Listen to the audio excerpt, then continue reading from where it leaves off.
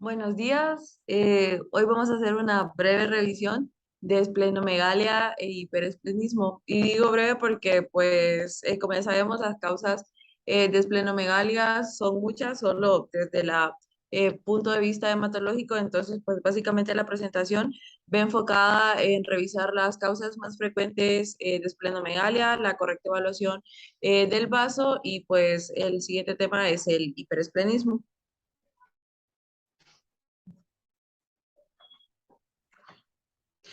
Bueno, como nosotros sabemos, pues el vaso representa el órgano inmunológico más grande del cuerpo, aproximadamente mide 10 centímetros de largo y pesa en promedio 150 gramos, aunque esto pues es diferente para el sexo masculino y para el sexo femenino, debido a que en los hombres tiende a pesar de 80 hasta 200 gramos y en las mujeres tiende a pesar un poco menos de 70 a 180 gramos, pero se acepta como mediana el peso del vaso de 150 gramos. En cuanto a la longitud, pues no encontré que hubiera una variación entre los hombres y las mujeres.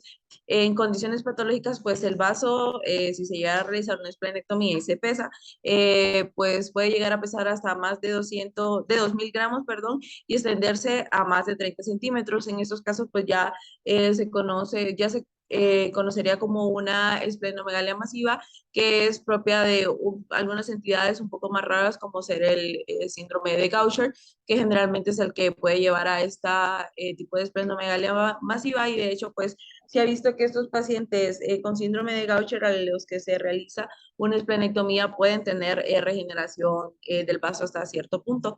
Entonces las causas de esplenomegalia masivas generalmente pues son aquellas asociadas a tumores de origen hematológico, entre ellos pues son más frecuentes que se van a encontrar asociados son los linfomas, específicamente el linfoma no Hodgkin y el linfoma de Hodgkin. Pues sabemos que las funciones del vaso son múltiples, pero básicamente se acepta que pues sirve como un filtro, esto para lograr la homeostasis y también favorece el reciclaje de hierro. Ya más adelante vamos a ver cómo. Pues anatómicamente hablando, el vaso lo podemos encontrar entre la novena y la onceava costilla. También pues se va a encontrar, de hecho, un poco más abajo de la onceava costilla, pero en aquellos pacientes que tienen un índice de masa corporal más bajo, incluso puede ser pseudopalpable, por así decirlo, o se puede ver influenciado como un falso negativo en aquellos pacientes con obesidad. Anatómicamente, pues el vaso va a estar unido de manera anterior al estómago, específicamente por el ligamento gastroesplénico, y va a estar en su parte posterior unido al riñón por el ligamento esplenorrenal. El vaso pues tiene la propiedad de tener una cápsula fibroelástica, que esta es la que pues precisamente va a propiciar su distensión en los casos de esplenomegalia, y aproximadamente el vaso constituye el 0.2% del peso corporal total. Y bueno, esta revisión que encontré que aquí ya pues ya mencionaba que el vaso pesaba un poquito más, hasta 250 gramos, pero en promedio se aceptan 150 gramos. Bueno, como sabemos, la función principal del vaso pues va a ser un filtro, el filtro de la sangre circulante, y esto lo va a realizar a través pues de su estructura propiamente dicha, o sea, hablando histológicamente, debido a que pues si nosotros hiciéramos un corte histológico del vaso y en los casos de que se estudia, aunque la biopsia para estudiar el vaso pues no es lo más frecuente, pero por fisiología sabemos de que el vaso va a tener una pulpa blanca y una pulpa roja, y estas específicamente pues toman mayor importancia debido a su función inmunológica. En resumidas cuentas, la pulpa roja es aquella que se va a encargar como del filtro propiamente de sangre, y se dice que aproximadamente por esta pulpa roja del vaso van a llegar a pasar volúmenes sanguíneos tan grandes como hasta la tercera parte del volumen sanguíneo circulante efectivo. Bueno, esto es importante la pulpa roja porque igual de manera microscópica pues está compuesta de seno de senos venosos. Estos senos venosos pues toman más importancia debido a que en patologías como ser la anemia por células falciformes, específicamente aquellos glóbulos rojos que ya sabemos que no van a ser deformados, se van como a apiñar aquí y causar esplenomegalia y otras cosas que vamos a hablar un poco más adelante. También, histológicamente hablando, en la pulpa roja se encuentran fibroblastos y se encuentran fibrinas, que a la vez estas pues van a funcionar como cordones y que estos cordones pues tienen una función específica que a través de ellos pues van a pasar los glóbulos rojos, incluso los glóbulos rojos que pueden estar deformados y por ello, por estos cordones se acepta de que pueden pasar glóbulos rojos que estén deformados pero con un tamaño menor a 7 micras. De igual manera, pues se forman como bandas, como fibrillas, por así decirlo, estas específicamente, perdón, de tejido conectivo. Y la pulpa roja es todavía de mayor importancia debido a que en ella se van a encontrar los macrófagos. Estos macrófagos que se encuentran en la pulpa roja, pues van a tener la característica de tener receptores y poder así detectar a que todas aquellas células sanguíneas que tienen cambios en su composición y pues que ya ameritan ser engullidas y ser destruidas por ende, o incluso también aquellas plaquetas que por factores como quimiotácticos van a contener algunos tipos de antígenos. Entonces, básicamente eso es lo más importante de la pulpa roja. También en la pulpa roja están las cuerdas de Billroth, así se llama todo como las conexiones que van formando, a su vez estas fibras y fibrillas de tejido eh, conectivo. Y en cuanto a la pulpa blanca, pues en la pulpa roja, macrófagos y en la pulpa blanca, tanto la célula T como la célula B. Y la pulpa blanca a la vez va a ser como un compartimiento específicamente de tejido linfoide y en los que pues se encuentra la célula B y la célula T. Esta a su vez, la pulpa blanca está irrigada específicamente por las arteriolas esplénicas y también aquí se encuentran unos sistemas conocidos como el sistema PALS, que el sistema PALS, ay, se me olvidó las siglas, perdón, pero este sistema PALS pues va a ser un sistema, por así decirlo, encargado de conducir la parte específicamente en la pulpa blanca de la presentación de antígenos, debido a que pues tiene rica, este sistema está formado por células T y células dendríticas. Y también pues aquí se encuentra en la pulpa blanca una zona de migración y esta zona de migración pues va a ser como la que va a actuar como intercambio entre las células sanguíneas y la circulación de la pulpa blanca en ese momento. ¿Alguna pregunta hasta aquí? Bueno, en cuanto a las funciones básicas del vaso, pues sabemos que una de las más importantes es el filtrado y la posterior depuración de todas aquellas eritrocitos específicamente o plaquetas que ya no van a cumplir ninguna función, ya sea por senescencia o porque tengan alguna alteración en su morfología o también algunas alteraciones como ser pues el depósito de autoanticuerpos en ellas mismas y que hasta ese punto puedan ser engullidas, eliminadas por los macrófagos de la pulpa roja. Aproximadamente por el vaso se filtra el 25% de todo lo que constituye el sistema retículo endotelial, que se me olvidó mencionarles, que pues es el que les hablé con anterioridad, específicamente está más localizado en la pulpa blanca. Entonces, específicamente este filtrado se va a llevar mayormente en lo que les mencioné que se llamaban los cordones de Billroth, que estos estaban formados por los fibroblastos y pues al final forman como cordones.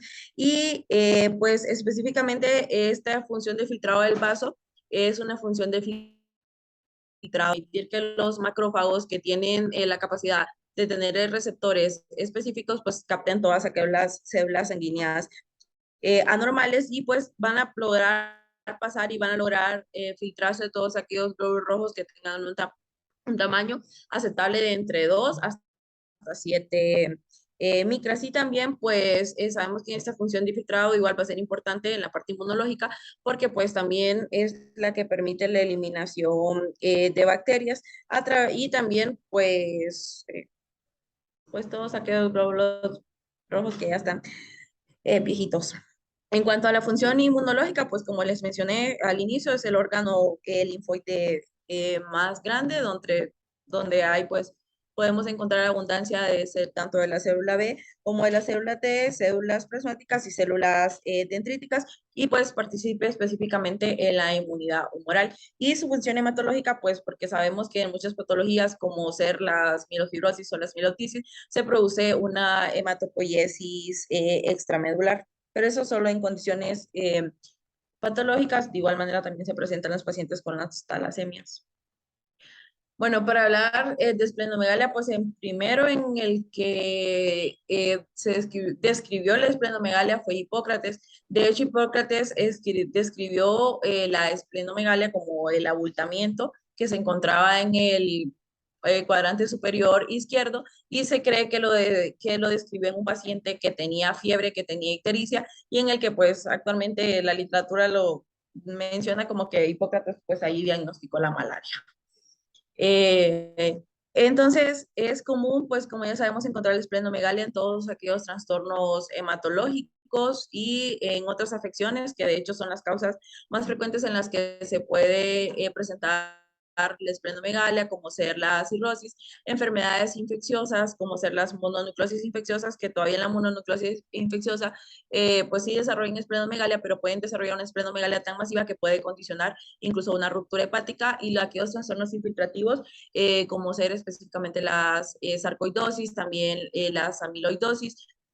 También pues se ha visto que la esplenomegalia está o puede estar asociada a los pacientes con artritis reumatoide, específicamente en el espectro de un síndrome de Felty, que si recuerdan, pues el síndrome de Felty va a ser se presenta en esos pacientes con artritis reumatoide no de manera pues tan específica, se puede presentar de 1 a un 5% en ese tipo de pacientes, y específicamente en aquellos pacientes que ya tienen más de 15 años de tener artritis reumatoide. Entonces pues tienen hepatosplenomegalia, neutropenia y artritis reumatoide de larga evolución. Se acepta como una esplenomegalia como una longitud en el diámetro no sería ahí del diámetro superior al diámetro inferior del vaso, mayor a 10 centímetros, y se ya habla de una esplenomegalia masiva cuando el vaso se puede colocar cuando el vaso se palpa a nivel del polo inferior o dentro de la pelvis y ya cruzando la línea media, específicamente la línea media axilar.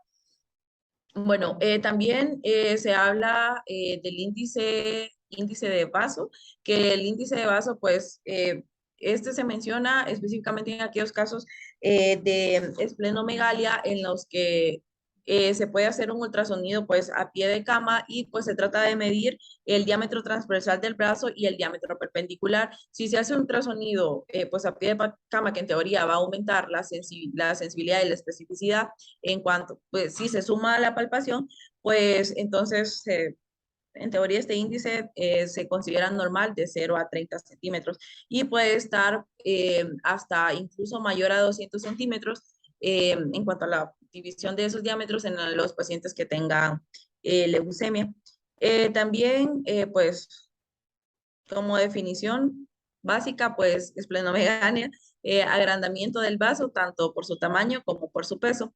También otros conceptos como ser, que vale la pena revisar, como ser el vaso accesorio, que pues básicamente el vaso accesorio, eso se denomina como únicamente una alteración en la formación del vaso, pero que sí tiene tejido esplénico, y pues que únicamente se localiza como, no sé, pegado a la cavidad abdominal, y este se puede presentar en aproximadamente 15% de los pacientes, y sin embargo pues este vaso no va a ser funcionante.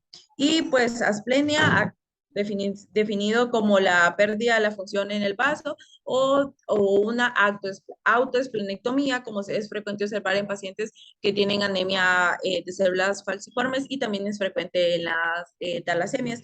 Y la hipoesplenia, pues como pérdida de la función o disminución de la función, perdón, del vaso. Y la esplenosis, pues esta se define como literal una siembra en la cavidad abdominal de tejido linfoide. Y que esto generalmente, pues las esplenosis obviamente van a ser raras, y generalmente se asocian a aquellos pacientes que tienen una ruptura traumática o traumática del vaso, que se lo quitan, pero queda pues la siembra, queda tejido linfoide todavía en la cavidad abdominal. Bueno, en cuanto a los mecanismos fisiopatológicos por los cuales se puede producir la esplenomegalia, el más frecuente y el más aceptado, pues va a ser la hiperplasia del sistema reticuloendotelial. Esto pues se va a deber a un aumento en la función del vaso y esto pues va a ser secundario a todas aquellas enfermedades, pues predominantemente las enfermedades hematológicas o enfermedades infiltrativas que van a pues aumentar el trabajo del vaso, por así decirlo, y a su vez también se puede presentar en procesos autoinmunes o en procesos infecciosos. En cuanto a la infiltración, pues específicamente va a ser la infiltración ya sea de células tumorales o infiltración granulomatosa, específicamente tanto en la pulpa blanca como en la pulpa roja. La congestión, pues que este es el mecanismo, de hecho también de los más frecuentes después de la hiperplasia del sistema reticular endotelial, debido a que pues la causa más frecuente de una esplenomegalia por congestión va a ser aquellos pacientes que tengan cirrosis y que por ende tengan un síndrome de hipertensión portal, perdón. Bueno, y también, pues, de hecho, dentro de las causas congestivas se describe ahí un síndrome un poco raro, como ser el síndrome de Banti, que el síndrome de Banti, pues, son entidades raras y se presenta, pues, en aquellos pacientes que van a tener hipertensión portal, que por ende causó una esplenomegalia. Sin embargo, estos pacientes tienen lesión en las venas hepáticas, pero no desarrollaron cirrosis. Y también, pues, las otras causas relacionadas con entidades raras que van a condicionar algunas alteraciones en el flujo sanguíneo del vaso por apiñamiento de células rojas con morfología normal, como el ejemplo más frecuente y el que más vamos a ver, como ser la anemia por células falciformes. Bueno, también encontré este término que ciertas personas podrían desarrollar, de hecho, no como del 0 al 15%, una esplenomegalia descrita como durante el estrés fisiológico. Pues esto se puede presentar en aquellos pacientes que están cursando con una enfermedad multisistémica grave que puede conllevar a la pérdida sanguínea, que puede conllevar a hemodilación o aquellos pacientes con procesos infecciosos graves como ser la sepsis, y estos pues suelen ser transitorios. Se supone que no deben de ameritar mayor abordaje y que generalmente van a ser esplenomegalías que no van a superar un diámetro del vaso mayor a 12 centímetros. También se puede presentar en el embarazo por el proceso, pues ya sabemos que puede haber un proceso de hiperfiltración a nivel del vaso. Y aquí les puse las primeras tres causas más frecuentes de esplenomegalia, como ser pues la enfermedad hepática por cirrosis, las neoplasias ya sea de origen hematológico, que van a ser las que más frecuentes y las más representativas, y las causas infecciosas, que ya las vamos a desglosar más adelante. Y pues va a ser raro, van a ser raras todas aquellas causas patológicas neoplásicas que deriven propiamente del vaso. Bueno, pues en esta tabla, pues básicamente para dividir el tipo de fisiopatología que produjo la esplenomegalia y las causas más frecuentes. La congestiva, pues también se puede observar en los pacientes con hipertensión portal, los pacientes con falla cardíaca, los pacientes que tengan trombosis de la vena esplénica, pero que igual esta es una entidad bastante rara y que se va a asociar a otras presentaciones, como ser los pacientes que tienen o están cursando en este momento con una endocarditis infecciosa, las causas neoplasias, como ser los linfomas, que van a ser los más frecuentes, las leucemias crónicas, las leucemias, bueno, las mieloides crónicas, las anemias por células falciformes y pues las metástasis. También las causas infecciosas, como ser la endocarditis, la hepatitis A, la brucelosis, la malaria, también pues la mononucleosis infecciosa por el virus de Epstein-Barr, también las infecciones por el citomegalovirus, u otras condiciones como abscesos esplénicos, que son condiciones mucho más raras, generalmente de etiología polimicrobiana, y que pues se complican tanto que van a desencadenar van a llevar al paciente a someterse a una esplenectomía. También se puede observar en pacientes con sífilis, con tuberculosis y pues en algunas enfermedades como ser la actinomicosis. y enfermedades autoinmunes, como ser, pues, lo que les mencionaba en el síndrome de Felty asociado a la artritis reumatoide, pacientes con lupus eritematoso sistémico, aquellos pacientes que desarrollan quirotoxicosis, y también está asociada a las beta-talasemias y a las anemias por células falciformes, que, pues, por sus complicaciones a nivel esplénico, son las de las más representativas. Y si hubiera una neoplasia propiamente dicha del vaso, que es una entidad que se presenta en menos del 1% de los casos o menos del 1% de todas aquellas lesiones que se vayan a observar en el vaso van a ser entidades malignas propiamente del vaso, pues lo más frecuente es que sean linfomas de la zona marginal del vaso. Los tumores que más suelen hacer metástasis a vaso, pues son mama, pulmón, ovario, estómago, próstata y melanoma. Y también, pues, se pueden observar la siembra como de implantes tumorales en aquellos pacientes que tengan algún tumor gastrointestinal. No encontré específicamente cuál o aquellos pacientes que tengan cáncer de páncreas. Pues estas son las causas o las complicaciones asociadas a la esplenomegalia que tienen un aumento en la morbimortalidad en estos pacientes, como ser el infarto esplénico, que es una entidad bastante rara que pues es básicamente característica de los pacientes con anemia de células falciformes y que pues puede llevar a un hipoesplenismo, también el hiperesplenismo, que ya lo vamos a ver más adelante, o la esplenia propiamente dicha del vaso.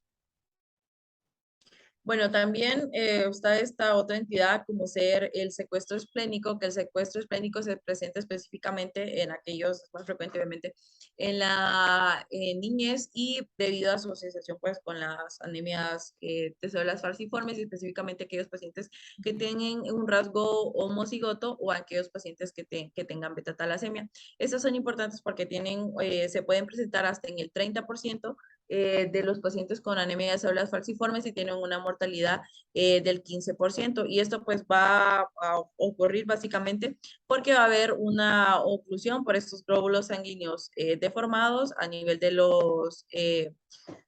la circulación del vaso y por ende pues vaya a causar una alteración en su irrigación y así pues se producen las famosas crisis de secuestro esplénico, que esos pacientes pues van a debutar con dolor abdominal, que va a ser lo más característico, aparte de pues que pueden tener disminución brusca de los niveles de la hemoglobina y pues son peligrosos porque al final van a causar pues hiperplasia del sistema retículo endotelial del vaso, debido a que también dejan como remanente un proceso de cicatrización que va a causar fibrosis del vasito.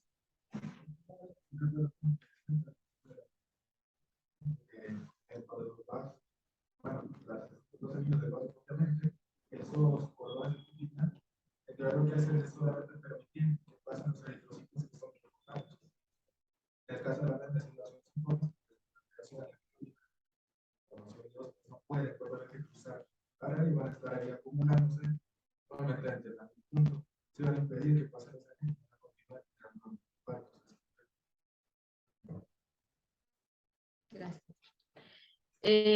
Y los infartos esplénicos pues también son una complicaciones asociadas a la esplenomegalia y esos pues todavía son entidades mucho más raras. Generalmente pues se van a deber al paso de un émbolo, perdón, que va a ocluir específicamente la arteria esplénica, la vena o su rama, y generalmente pues estos émbolos, la asociación más frecuente es en los pacientes que están cruzando con una endocarditis. También se ha asociado un infarto esplénico a las embarazadas que desarrollan una embolia de líquido amniótico, pero lo más frecuente es que se asocien pues a procesos como las endocarditis infecciosas o incluso más raro, pues aquellos pacientes que tengan patología cardiovascular.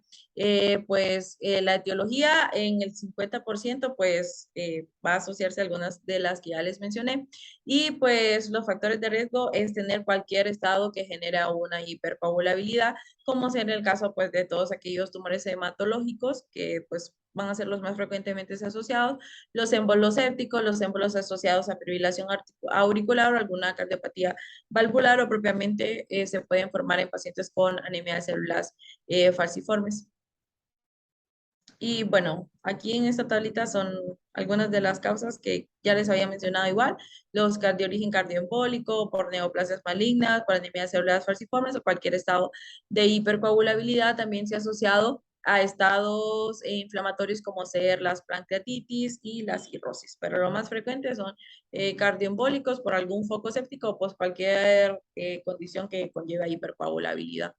Y bueno, en cuanto al infarto esplénico, pues lo más frecuente, igual que todas las causas de hepatomegalia, pues lo más frecuente va a ser la presentación de dolor abdominal cuando se sospecha un infarto esplénico como complicación de alguna de estas patologías, pues el abordaje inicial va a comenzar con un ultrasonido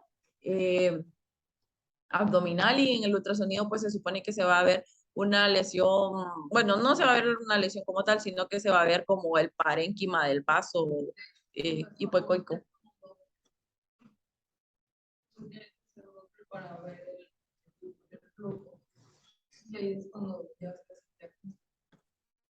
Igual cuando se sospeche de que, bueno, cuando se sospecha por ultrasonido simple, el método diagnóstico de elección va a ser la tomografía. Para el estudio de la esplenomegalia y eso, el de los así, el primero que haces es el ultrasonido de elección estatal. Y el más sensible para ver trombos es la resonancia. Y si quieres evaluar pues funcionalidad, pues va a ser el gamagrama con tecnesio 99, pero si sospechas una de estas causas que va a ser poco frecuente, lo primero va a ser hacer el ultrasonido y después la TAC. Y pues los infartos esplénicos, literal el tratamiento pues depende de su causa. Y no les va bien, pues obviamente. Bueno, en cuanto a la asplenia, ya les había mencionado esto, ¿no? Que va a ser definición, pues una función esplénica ausente o reducida, ya sea porque retiramos el vaso, por una agenesia del vaso, que eso pues no es muy frecuente, y por algún trastorno infiltrativo y pues el hecho de que una persona tenga asplenia, ya sea lo más frecuente es porque se le retiró el vaso por alguna de las indicaciones que vamos a ver más adelante, pues ya sabemos que estos pacientes van a tener mayor riesgo de adquirir infecciones por cualquier microorganismo encapsulado, ya sea filosa influenza, ya sea Neisseria meningitis o neumonía. Estas son las causas más frecuentes de asplenia, lo más frecuente pues que sean, bueno, lo más frecuente es pues que retiremos el vaso generalmente después de que se sospecha de que haya una ruptura traumática del vaso en el contexto de un paciente con algún abdomen agudo generalmente por accidentes de tránsito. Bueno, las causas iatrogénicas, pues cuando se está dando radioterapia, que haya una radiación al vaso, pero de hecho uno de los tratamientos iniciales de la esplenomegalia es la radiación, pero no recuerdo exactamente con cuántos grays.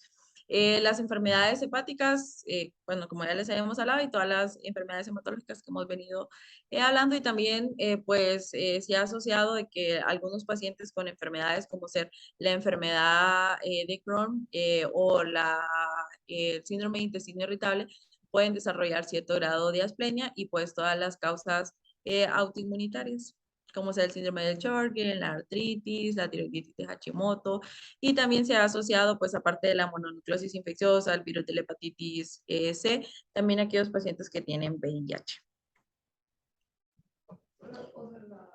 La radioterapia se da solamente cuando ya es resistente a tratamiento farmacológico y que tiene complicaciones que no se da en el pleno megalia como de inicio. Pero por ejemplo, la evolución sería como algo que incluso sí, a lo que voy es que la radioterapia para tratar esplenomegalia. Pero dilo ahorita. No te preocupes. ¿Cuál? Aquí.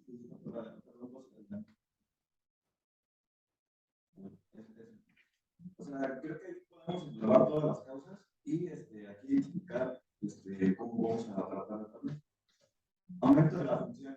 Aumento de la función puede ser por tres causas principales. Primero, porque las células son anormales y el vaso se encarga de eliminarlas. Entonces, esto es una causa de esplenectomía.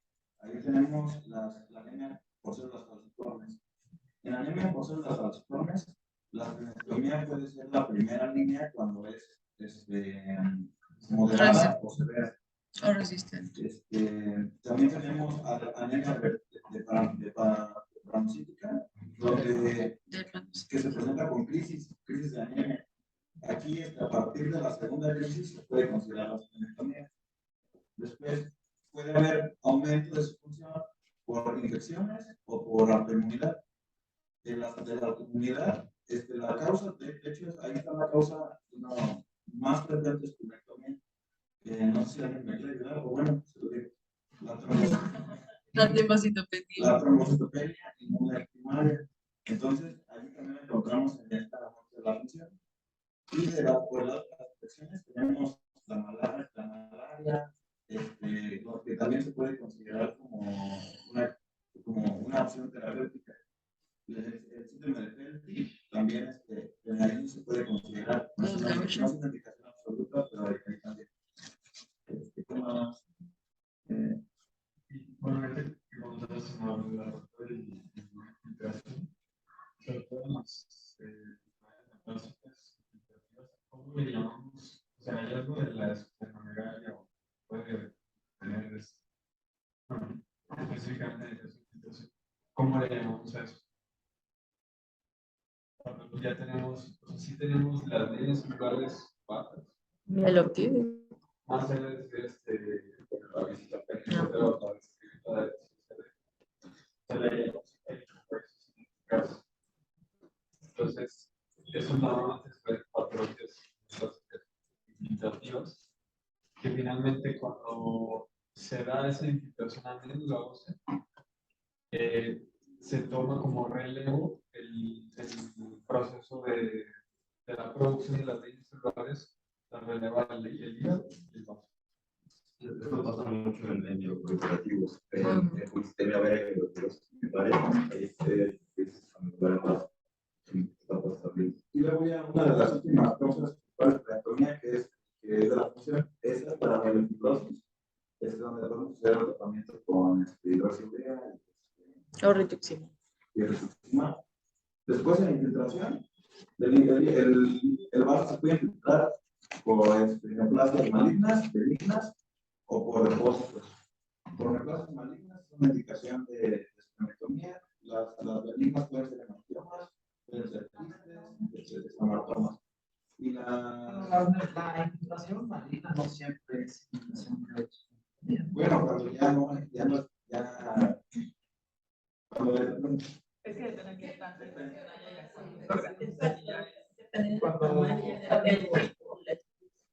cuando tienes una leucemia amiloide crónica, no, difícilmente le van a quitar el vaso, le dan tratamiento ya sea con hidroxiurea o con algún tipo de compuesto hormonal.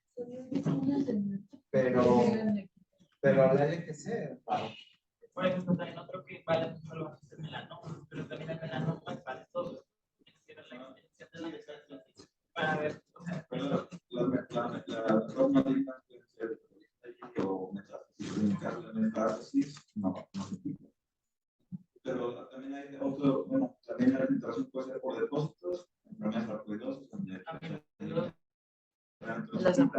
y la enfermedad de Gaucher. En la última, en el tercer apartado, que también engloba las tres causas, que es por congestión, es cirrosis, o bueno, causas de congestión portal, es congestión cardíaca, cardíaca y trombosis de la porta. Entonces allí se trata la causa. No el vaso. Y el vaso, pues también, pues, obviamente se va a quitar si se rompe, si tiene una ruptura, si tiene un absceso infeccioso Y cuando se detecta que hay esplenomegalia, y esta causa síntomas, anemias, dolores, Bueno, si el dolor no se controla o compromete la función respiratoria. pero ya lo veo ahorita. En causas infecciosas es raro. Normalmente con el tratamiento adecuado recuperas el tamaño de la infección, aunque sí pueden dar muchas manifestaciones. Por ahí está en la revista de medicina interna publicado un caso de una tuberculosis esplénica, donde las imágenes características son lesiones, parece un queso gruyere, no soy literalmente. El paciente debutó manifestaciones inicial de VIH, fue una tuberculosis esplénica, y debutó con un derrame pleural, llegó con derrame pleural y dolor en el hipoposio de cóncea. Y bueno, ya cuando le hacemos una tomografía, vemos el vaso que era. Le dieron antiquímicos, parte se recuperó al 100%, tanto de la esplenomegalia como del dolor, como del derrame. Y bueno, hay que ver las medidas, vamos a ver cómo se evalúa. La verdad, la exploración científica nos queda mucho a deber, pero pues el abordaje de espelenomía es un abordaje de distinta, es buscar, vamos a encontrar cosas. Bueno, la esplenomegalia sí es palpable. Es palpable y no la busca los de hecho, la forma tradicional que se describe del vaso aumentado de tamaño es en forma de lengua que recorre por debajo del borde costal y puede llegar hasta debajo de la cicatriz umbilical. Y insisto, yo creo que la más característica para tratar una esplenomegalia es una leucemia mieloide crónica, ¿no? Donde se palpa como madera, el vaso, sí, llega a fosa ilíaca, te digo, por arriba, por abajo de la cicatriz umbilical. Y es doloroso, ¿no? Cuando está totalmente infiltrado.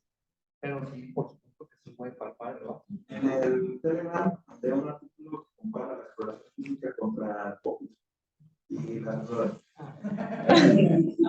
Pues que Focus específicamente pues depende de los dos, ¿no? El método de Castel y va a depender del otro método de la punta de vaso. Se queda en 40% la sensibilidad para la exploración física. Sí, Contra más o menos. 100%. No, hasta tan baja como el 18. Vamos a explorar lo que pasa con ustedes. Pero de nadie se los lleva. No, claro que sí, pero ¿hacia dónde vamos? Hacia que la pregunta que usted vamos, las nuevas generaciones, a usted, ¿qué les daría? Mientras menos exploremos, más capacidad para identificar estas alteraciones vamos a ir perdiendo. No le vas a hacer un focus si no los has explorado y no has detectado que tiene una normalidad. O sea, no, tu primera intención va a ser un ultra de... O sea, no fue palabra mágica, Focus. Dedito. Lo primero que querías es explorar. Sí, es importante que, bueno, a lo mejor si detectas algo puedes recurrir al estudio de imagen, pero si hay que explorar, Cuando sueles explorar, hay que buscar. palpas la pared Y todos estos estudios, pero chapas que dicen que es mejor la tecnología que la exploración física, es porque lo que están promoviendo es que vayamos hacia allá, pero en realidad también promueven que menos exploremos, ¿no? Ayer justamente estábamos en una junta, en una reunión, en una comida del Consejo de Medicina Interna, y me estaban platicando unos amigos del presidente del Consejo, que fueron hace como 3 o 4 años a ver una clínica de medicina interna en Los Ángeles, en donde era solamente consulta externa y lo único que hacían era pues como médicos de primer contacto, donde veían 10, 12 pacientes en una mañana, pero todo era a través de un sistema en donde iban metiendo los síntomas de los pacientes en una tablet. Entonces ya les arrojaba el diagnóstico más probable de acuerdo a los síntomas que iba repitiendo. Y entonces, de acuerdo a eso, pues el médico indicaba algún estudio complementario o incluso hasta un tratamiento sin tocar a las personas. Entonces, a todos ellos les ofrecieron quedarse a trabajar allá. ninguno aceptó. Y la respuesta que ellos recibían era, es que, pues es que yo allá hago un lugar, le hago, le tomo, no sé qué. Entonces ellos decían, bueno, es que si tú haces todo eso aquí, pues aquí te quitan tu cédula. Si te ven a ti cubano, si te ven a ti haciendo una función lugar, si te ven a ti con el indicativo central, y aparte de todo, tú les das tratamiento, pues te quitan la cédula porque no debería de ser así por grado de superespecialización que hay. Y se va perdiendo todo esto, la capacidad de acercarte al paciente, tocarlo, olerlo, verlo, ¿no? Y sí es bien importante que no dejemos a las pacientes. Mientras más nos inclinemos, ese es el gran peligro de, por ejemplo, que tengamos un ultrasonido, que se caiga en el extremo de que todo lo queramos hacer. Pero perdón, el estudio era exploración más pocos contra solo exploración. O sea, nunca era solo. Pues sí, obviamente ese sí también lo leí, pues perdió la exploración, porque ahí te mencionaba.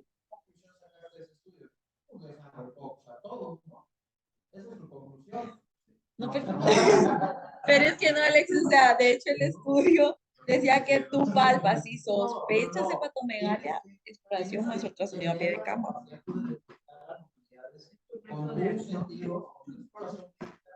Y después corroborarla o profundizar con alguna herramienta diagnóstica más avanzada. Pero no podemos perder la capacidad de explorar. No, ya lo tenemos en el doctor casi. O sea, siempre que tengan un paciente, cójale la mano.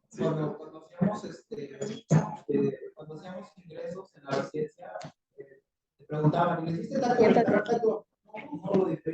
Era manos y dedos en todos los agujeros. Era todo, tocar todo, palpar todo, revisar el paciente, describir las características del cabello. En el R1 cuando pidieron un ingreso hecho máquina, a describir de las manuales, de las mecánicas, porque no tenían la exploración física del cuerpo cabelludo. Fíjate, desde ahí te diagnosticabas HIV, eran tan características.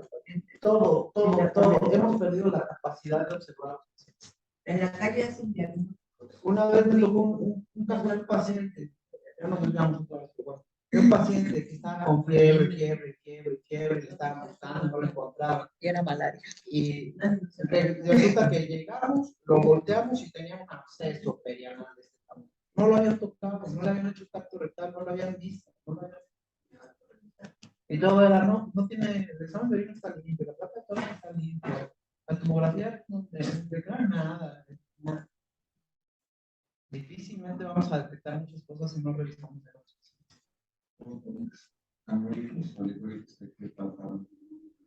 la sonda está tapada, o que tienen vejiga neurogénica. La conclusión de la recomendación es que no dejemos de lado los pacientes. Puedes complementar y por supuesto que se falta el vaso. El hecho de la imagen esa que tú tenías también, cuando la haces, la forma que yo habitualmente como se explorar el vaso, inclinarlo hacia el otro lado, ver el vaso hacia el lado. Depende del tamaño. Hay, como dice el doctor, está grande, la primera coneja la detecta. Cuando vean a alguien, cuando le enseñan a llevar el técnica, vayan y toquen de la panza. No se les va a olvidar. Al caso, ¿sabes? La La primera tarea Algunos es más difícil por la segunda,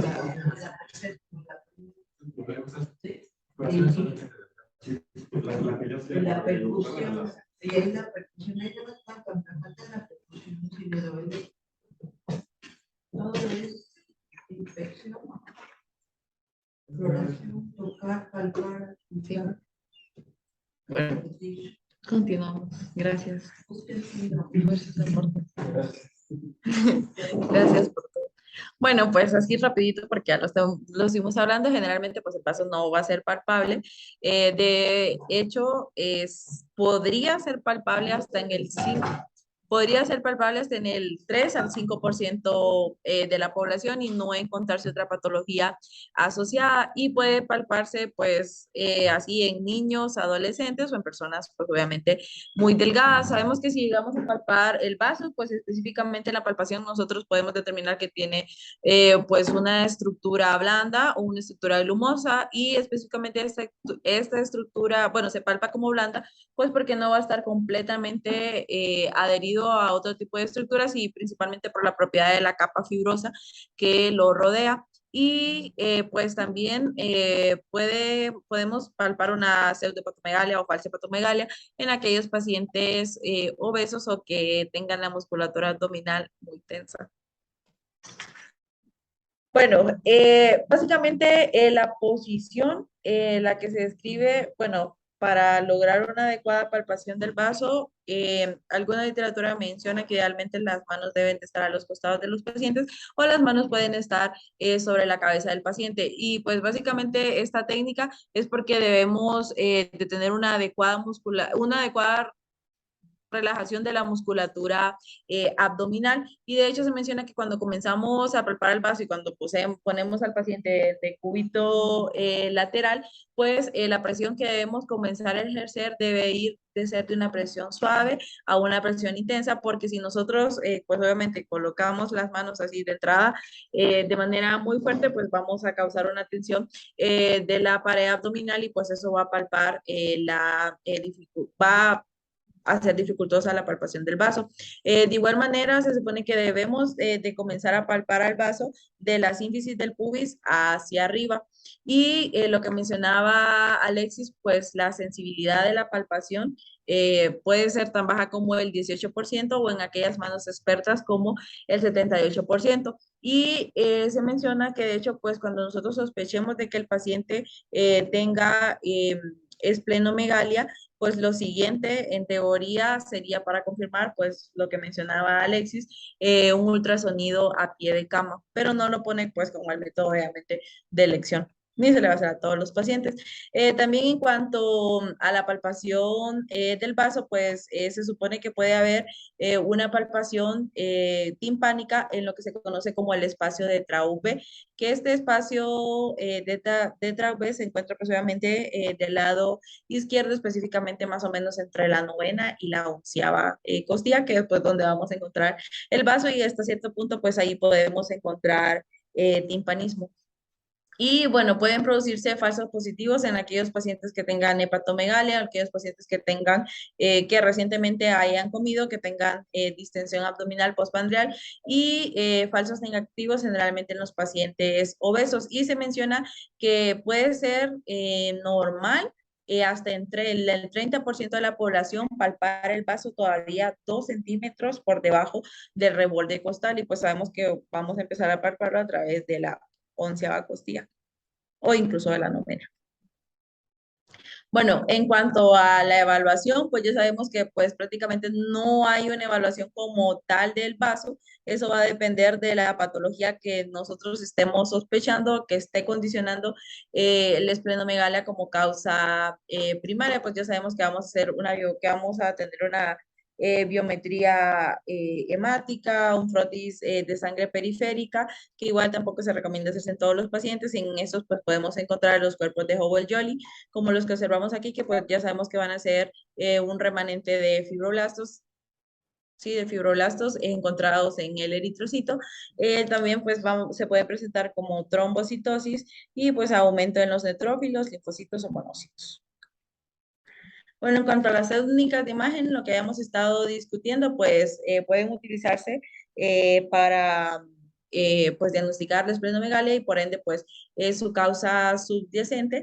Y pues también no es de elección ni tampoco de recomendación, pero sí se menciona por ahí de que se pueden utilizar técnicas de imagen en el vaso para medir la progresión o incluso la regresión de la enfermedad, y específicamente en aquellas enfermedades mieloproliferativas y también pues en las mielofibrosis primarias.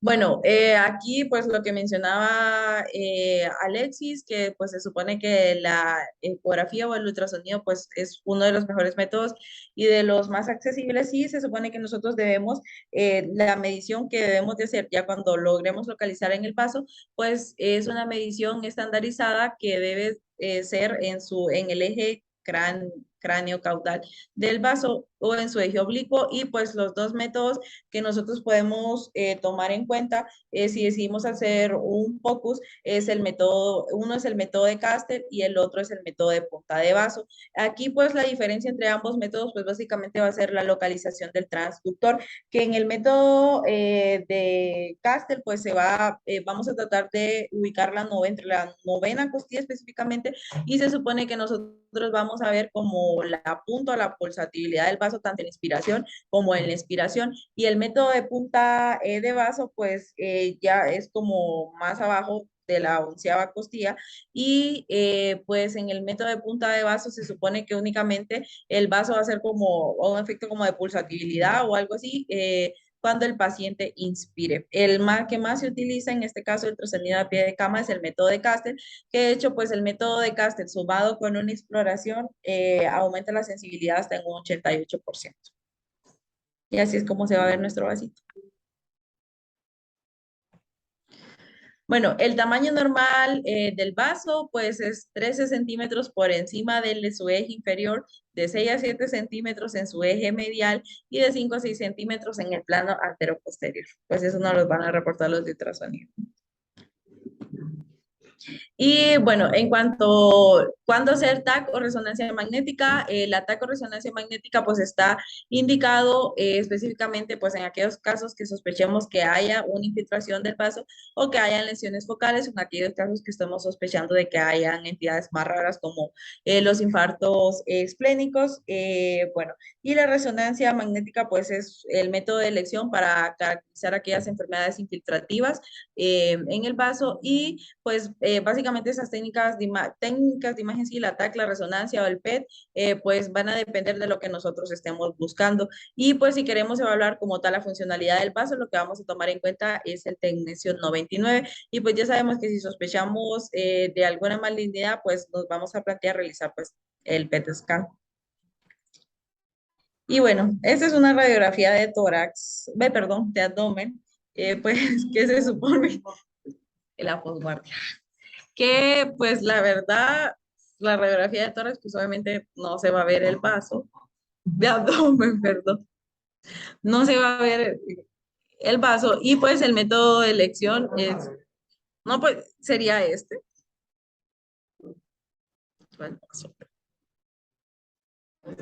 Es que no se ve. Casi en la, sí, pues sí, casi en la pelvis, en el hueco pélvico. Ay. ¿Dónde? Cuando las punterolas. Aquí. Bueno, o sea, para que señales. Y ya después de bueno, se quita. Operador. Digo, en esta placa está muy evidente, ¿no? Y yo, No ay. la tomaron justamente como ejemplo, pero en realidad es difícil que pueda haber el vaso en un mapa. No, yo nací ese paciente ya se con diagnóstico porque pues, o sea que también pues considera la importancia porque esa sensibilidad va del 18 al 78%. O sea, es por la experiencia del explorador, pero también es sobre qué poblaciones está haciendo la investigación. O sea, qué es lo que hace una sensibilidad aumente como para poder decir, oye, usted dijo 50% del corte para decir si era Arriba de 50. Arriba de 50. Por abajo. Entonces, Es mejor un volado. ¿Cómo haces para todos tus estudios o por lograr tener el 50% de mínimo, el 50% de sensibilidad en exploración física? Pues, y si no lo puedes tener, pues más allá de decir, no, pues puro ultrasonido, pura exploración física o una, para generar un buen protocolo que te diga, haz uno, haz otro, haz ambos. Yo creo que esa será la solución. Bueno, además de eso, hay que tocar todas.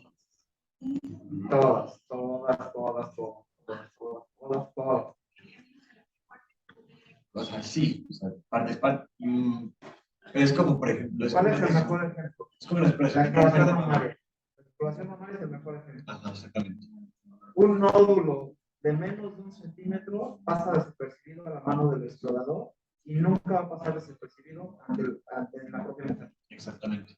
Que se revisa todos los días. Ajá. ¿Cuál es la razón de explorar, de la exploración? Que se revisa todos los días. Aún así, Mejorar la sensibilidad.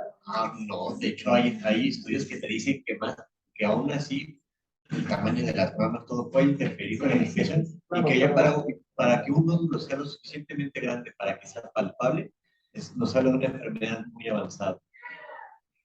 De hecho, ya lo que dicen la Academia de Oncología dice que la autoexploración, más allá de identificar lesiones, es para generar conciencia sobre el cuerpo mismo y a la vez recordar que es tomografía y todo lo demás. Entonces, la exploración al final es una forma de activar su vínculo con el paciente, pero pues no puedes dejar atrás que pero si te ayuda que todos los días se revisa las mamas, seguro se va a dar cuenta de que tiene algo diferente con lesiones igualmente pequeñas.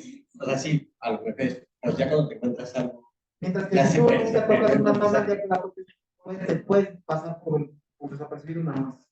Si revisas mites sanas, vas a detectar la malora. Bueno, continuamos. Aquí está un vaso normal. Pues yo creo que hacer una revisión de este tipo de cosas, porque, o sea, no da. O sea, la verdad, la mayoría de los estudios te dicen, o sea, no da, y la gente tiene que ser consciente. Pues creo que hasta yo lo puse en mi presentación de valvulopatías. O sea, todo el mundo obviamente queremos decir que somos muy buenos haciendo algo, pero la verdad es que siendo objetivos, pues no lo somos. Y en ese momento en el que perdemos la objetividad, tenemos un riesgo al paciente. Pero es que también bueno, no, también depende de la práctica. O sea, mientras nosotros vayamos practicando más y explorando más pacientes, vas a ganar más. Ah, sí, no, total. Exactamente, como dices Sandy, pero por ejemplo, con un estudio de valvulopatías, todo el mundo dice que se ve súper bien una valvulopatía. Y los estudios dicen, un médico en formación identifica en menos del 10%, un internista con el 50%, un cardiólogo el 70%, y ya un electrofisiólogo con súper no sé qué foniatría y las cosas, hasta el 85%. O sea, la cosa es que, o sea, obviamente entre más experiencia, pero pues al final no podemos decir que somos los más experimentados y teniendo el sesgo de considerarnos de esa manera, poner en riesgo a un paciente, en vez de considerar una adecuada protocolización de cómo se hace la evaluación. Empiezas con tu sospecha, explóralo, y si tienes dudas, le das el estudio dirigido. es que, o sea, no está peleada una con la otra, son complementarias. Sí, no. Sí, no, o sea, a eso me refiero, que no tiene que tenga que ser una, otra o ambas, sino que se protocolice de manera adecuada en la que digas, aunque no tenga la sospecha, pero hay otras circunstancias que me van a hacer irme a otro estudio, directamente, pero todo que esté muy bien protocolizado nada más. La satisfacción como médica de llegar a un diagnóstico clínico y comprobarlo con ellos. No sabes cómo. Porque puedes hablar de llevas más dirigido. No gastas. Si viviéramos en la clínica que es industrial, ¿cuánto cuesta un paciente, verdad? Para donde trabajas esa doctora de diabetes, pasas por el nutriólogo, por el endocrinólogo, entonces te cuesta mucho llegar a, en cambio, concluir un diabetes y por tu dieta, por este caso. Vivimos en México. Si llegas a tener un caso como este,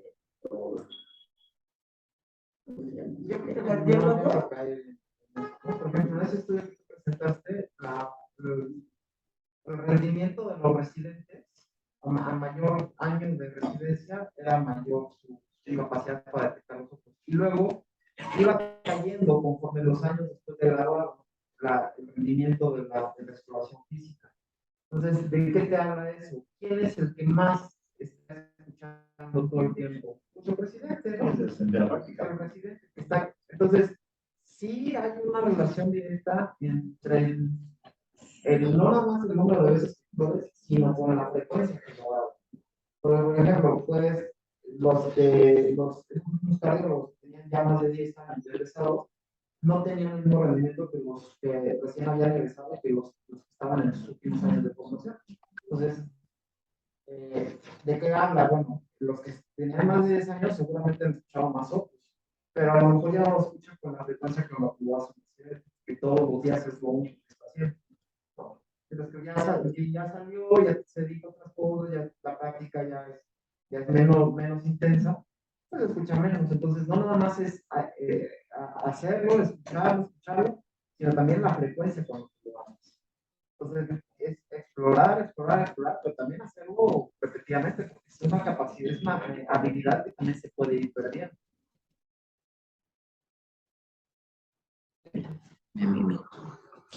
Bueno, en la imagen superior, creo que no se alcanza a ver tan bien como acá, pero se supone que en esta imagen, pues lo que se observa es una lesión intraparenquimatosa hipoecoica compatible con un infarto esplénico. Y pues recordar que obviamente pues que el vaso va a tener en tomografía la misma densidad que el hígado, y pues en esta imagen de acá era representativa también a la formación de un trombo que probablemente está ocurriendo a las venas o arterias esplénicas. Bueno, la biopsia de vaso. La biopsia de vaso pues no es un método que se recomiende. De hecho, solo está indicado en aquellas lesiones esplénicas aisladas en que las que se haya descartado todo proceso infiltrativo del vaso, y pues no es un método habitual. Generalmente si se llegase a realizar, pues va a ser una biopsia guiada por TAP, y aún así tienen pues la complicación de tener hemorragias masivas, aún siendo una biopsia guiada. Entonces, en conclusión, la única indicación para biopsiar un vaso es cuando sean lesiones esplénicas aisladas en las que no haya otra causa conocida, ya sea no identificable por métodos de imagen. Bueno, en cuanto ya al tratamiento, igual ya lo habíamos estado abordando un poquito, pues las opciones terapéuticas antes de la esplenectomía pues son limitadas al proceso condicionante de la misma, ¿no? Bueno, lo primero pues va a ser resolver la condición subyacente. También se puede dar una terapia de radiación, generalmente pues una terapia de irradiación mínima, o la esplenectomía, que vamos a ver sus indicaciones. Y se supone que la terapia de radiación mínima se puede considerar en aquellos pacientes que ya están muy sintomáticos y que queremos dar un manejo de cierto grado conservador antes de realizar una esplenectomía. Y pues raramente se opta como esplenectomía como la primera línea de manejo.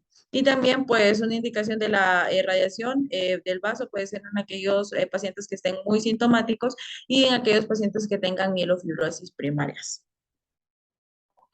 Estas son las indicaciones pues básicas en las que debemos de considerar la esplenectomía en aquellos casos que el vaso esté dolorosamente muy agrandado, en aquellos casos de ruptura esplénica traumática, que haya un aneurismo de la arteria esplénica, las lesiones intraparenquimatosas aisladas, y en el hiperesplenismo, como ya lo vamos a ver a mayor detalle. Si decidiéramos realizar una esplenectomía, el abordaje que se va a preferir siempre es el abordaje laparoscópico, pues por el tipo de cirugía ya sabemos que va a disminuir la estancia hospitalaria, está menos asociados a mortalidad. De hecho, la mortalidad que tiene es del 0.2% en aquellos pacientes a los que se les va a realizar esplenectomía, y pues ya sabemos que el hecho de someter a un paciente a esplenectomía, pues lo vamos a dejar de cierto modo inmunosupreso y más susceptible a la infección por todos los microorganismos encapsulados.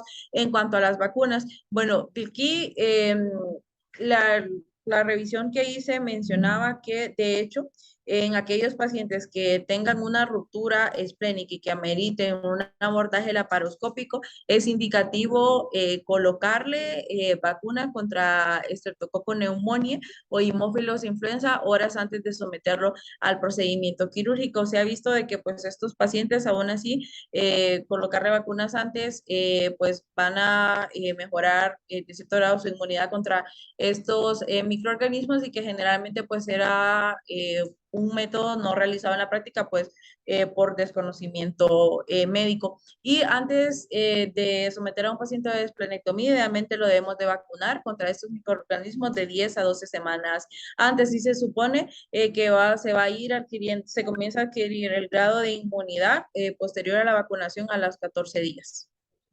Y las indicaciones, las únicas absolutas eran la de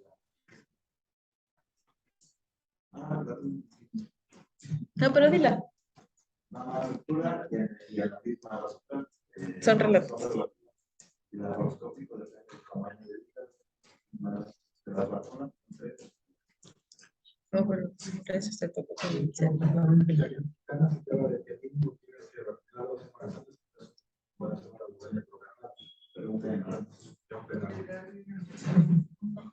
Y si no lo pudiste vacunar. Pues igual se aplica, pues si ya está en ruptura, pues claro, no sea pocas horas antes de la ruptura, se puede aplicar. Y no alcanzaste a ponerle las vacunas. ¿Cómo? Y no alcanzaste a ponerle las vacunas. También posteriormente. Hasta 14 días después.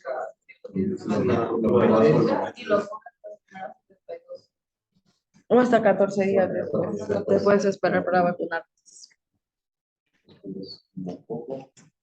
Hemófilis influenza.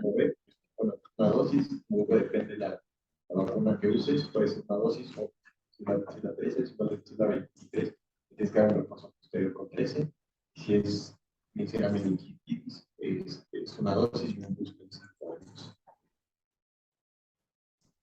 Bueno, como tal, las indicaciones absolutas, las que había mencionado ya, pues Alexis, las posibles indicaciones que pues son la mayoría, el caso del síndrome de Felty, la esferosis,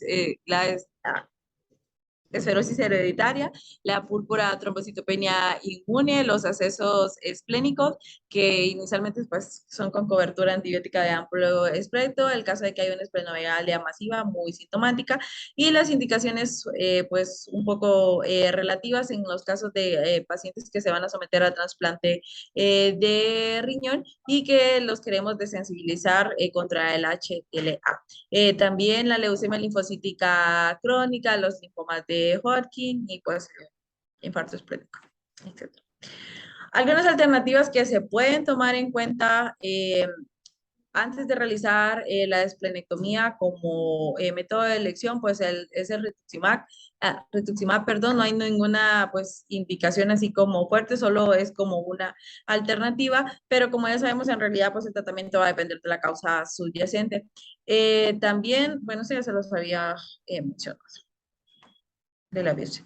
Y ya para terminar así súper breve, el hiperesplenismo, pues el hiperesplenismo ya sabemos que se define como un síndrome clínico caracterizado por citopenias resultantes de un estado hiperfuncional o excesivo del vaso, y este pues se da secundario a que este estado hiperfuncionante del vaso debido a mis mecanismos fisiopatológicos que ya les voy a mencionar, lleva a que haya, por así decirlo, un secuestro de la mayoría de líneas hematopoyéticas, y generalmente lo que vamos a esperar encontrar son pacientes con leucopenia, anemia y trombocitopenia. En cuanto a esta triada, pues generalmente van a ser, por así decirlo, no son citopenias severas. De hecho, si se presenta como citopenias severas, lo recomendable es descartar otra etiología. Y pues en cuanto al hiperesplenismo, no todos los pacientes con hiperesplenismo van a tener esplenomegalia, y si no la tienen, no significa que no tienen hiperesplenismo.